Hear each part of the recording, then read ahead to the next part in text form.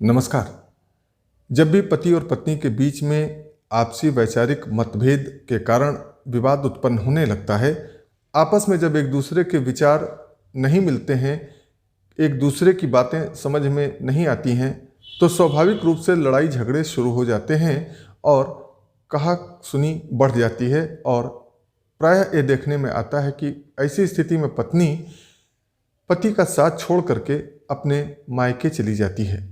यह सब जब शादी के 1 साल के भीतर होता है, शादी के कुछ ही दिनों के बाद होता है, तो बहुत स्थिति कष्टदायक हो जाती है, परेशानियों वाली स्थिति उत्पन्न हो जाती है और पति के लिए यह बड़ा मुश्किल हो जाता है कि ऐसी पत्नी को कैसे समझाएं और कैसे इन विवादों को, वैचारिक मतभेदों को दूर करें।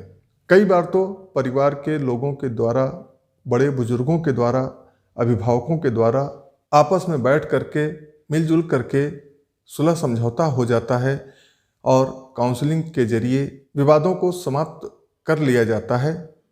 लेकिन कई बार ऐसा होता है कि इन सब प्रयासों के बाद भी स्थिति नहीं सुधरती है और मामला बनता नहीं है, तो इस समय कानूनी सहायता की ज़रूरत होती है। ऐसी परिस्थिति में कानूनी मदद ली जानी चाहिए और कानून की सहायता से, कानूनी प्रावधानों के अनुसार ऐसे विवादों को सुलझाने का प्रयास करना चाहिए। जैसा कि हम सभी जानते हैं, शादी के 1 साल के भीतर सामान्य नियम यह है कि विवाह विच्छेद की कोई याचिका परिवार न्यायालय में दाखिल नहीं की जा सकती है। हालांकि कुछ एक ऐसी अपवादिक स्थितियां हैं जिनमें शादी के 1 साल के भीतर भी विवाह विच्छेद की याचिका दाखिल की जा सकती है, डिवोर्स लिया जा सकता है। लेकिन सामान्य नियम यही है कि कोई विशेष परिस्थिति न हो तो डिवोर्स नहीं हो सकता है।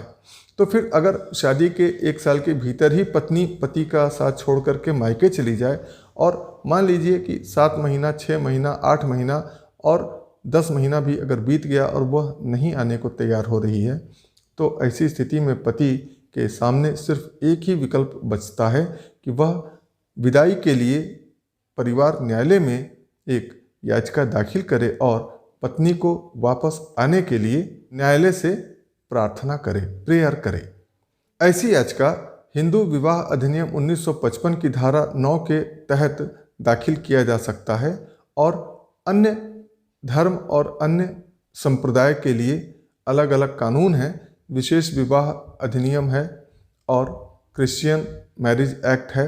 मुस्लिमों के लिए भी इस प्रकार के कानून हैं जिनके तहत याचिकाएं दाखिल की जा सकती हैं। लेकिन याचिका जब भी विदाई के लिए दाखिल की जाती है तो पति के मन में एक स्वाभाविक प्रश्न यह उत्पन्न होता है, जैसा कि आज एक पीड़ित पति ने सवाल पूछा कि जब हम धारा 9 के तहत परिवार न्यायालय में पत्नी की विदाई के लिए याचिका दाखिल करेंगे तो क्या पत्नी याचिका दाखिल करने के तत्काल बाद ही वापस आ जाएगी?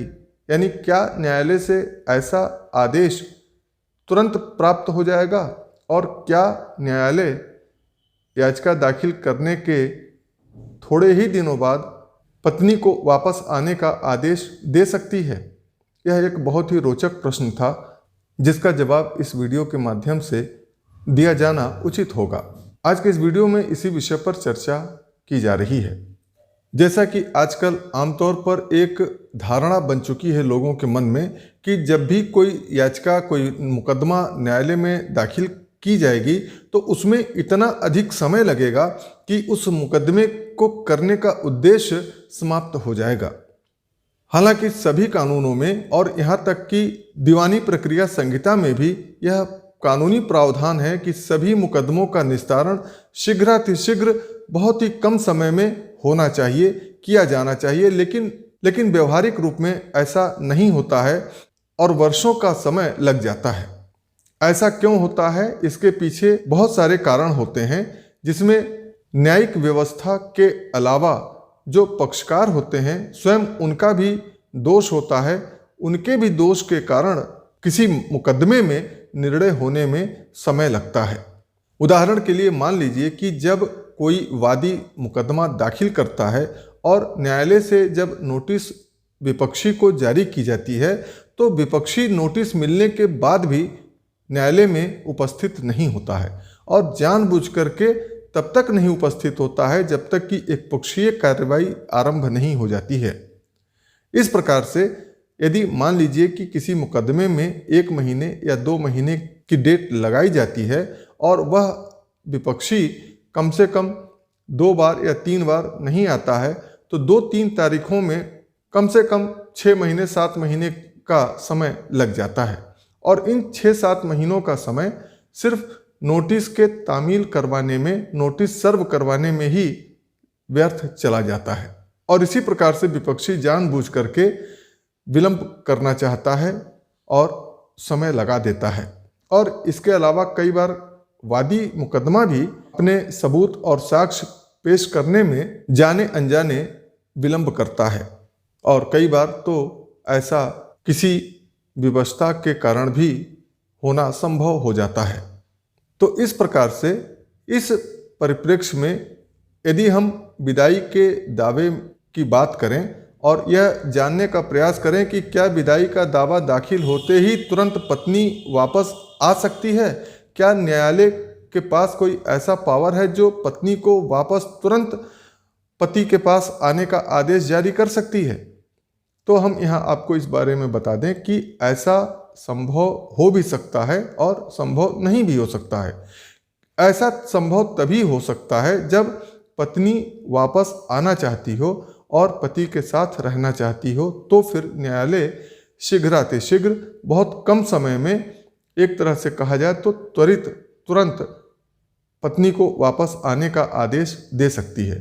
लेकिन यदि पत्नी वापस नहीं आना चाहती है तो फिर न्यायालय पत्नी को ज़बरदस्ती विवश नहीं कर सकती है कि वह अपने पति के साथ आकर के वैवाहिक जीवन का निर्वाह करे और पति के पास आकर के रहे। क्योंकि यदि पत्नी अपने पति के साथ नहीं रहना चाहती है तो उसके पीछे कोई ना कोई कारण होगा और कोई ना कोई विवाद होगा। तो जब तक न्यायालय से ऐसे विवादों का समाधान नहीं करवा दिया जाता है, समाधान हो नहीं जाता है और वह विवाद समाप्त नहीं हो जाता है, तब तक पत्नी पति के साथ नहीं आ पाएगी और न ही न्यायालय ऐसा कोई आदेश जारी कर पाएगा। हालांकि न्यायालय के पास ऐसे बहुत से तरीके होते हैं, माध्यम होते हैं, जिनसे वह वैवाहिक मामलों में सुलह समझौते का प्रयास करती है। आजकल ऐसा मध्यस्थता केंद्र में, मेडिएशन सेंटर में होता है और वह एक न्यायिक प्रक्रिया के तहत ही किया जाता है कि पति और पत्नी के बीच जो विवाद हैं उन्हें समाप्त करवाने के लिए काउंसलिंग की जाती है। पति पत्नी की समस्याओं को जानने का प्रयास किया जाता है मध्यस्थों के द्वारा और उनकी समस्याओं का समाधान बहुत ही कुशलतापूर्वक और बहुत ही सही तरीके से होता है। और जब विवाद समाप्त हो जाता है तो फिर पति पत्नी एक साथ रहने के लिए न्यायालय से आदेश प्राप्त कर सकते हैं और पत्नी को न्यायालय उन शर्तों पर पति के साथ रहने के लिए आदेश दे देती है। तो ये थी त्वरित विदाई, त्वरित आदेश के संबंध में संक्षिप्त जानकारी।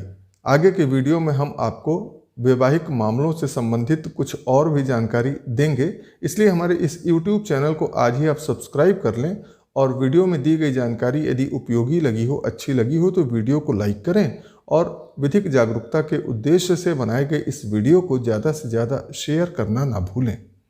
धन्यवाद।